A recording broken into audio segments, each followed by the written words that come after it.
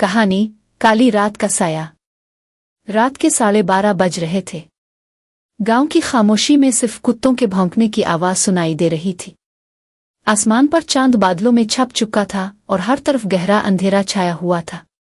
इस रात गांव के लोग जल्दी सोने की कोशिश करते थे, क्योंकि पुरानी कहानियों के मुताबिक वो काली रात को जंगल के किनारे कोई साया घूमता है जो जिंदा इंसानों को अपनी तरफ खींच लेता है।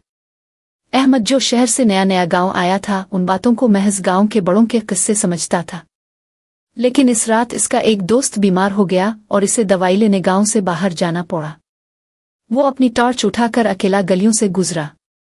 गांव के कच्चे रास्ते के बाद जंगल शुरू हो जाता था।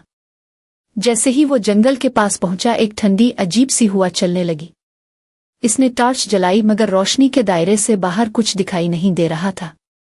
अचानक इसे लगा जैसे कोई उसके पीछे चल रहा हो। कौन है?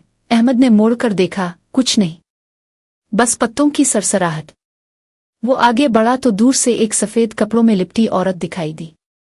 इसका चेहरा सिया धुएं में लिपटा हुआ था और उसकी आंखें सुर्ख अंगारों की तरह चमक रही थीं। अहमद के कदम जैसे जमीन में धंस गए। वो औरत आहिस्ता आहिस्ता इसकी तरफ बढ़ने लगी। इसके हर कदम के साथ फिजा में एक अजीब बदबू फैल रही थी।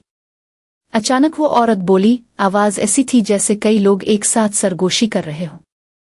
ये रात तुम्हारी आखिरी है। अहमद भागने लगा। पीछे मुड़कर देखा तो औरत की जगह एक लंबा सिया साया था जो दरख्तों की चोटियों तक पहुंचता था। वो साया जमीन पर नहीं हुआ में तीर रहा था। अहमद गांव वापस पहुंचा, दरवाजा बंद किया और खिड़की से बाहर झांका। गिल्ली खाली थी, मगर जमीन पर उसके कदमों के साथ साथ किसी और के कदमों के निशान भी थे, निशान जो इंसान के नहीं थे।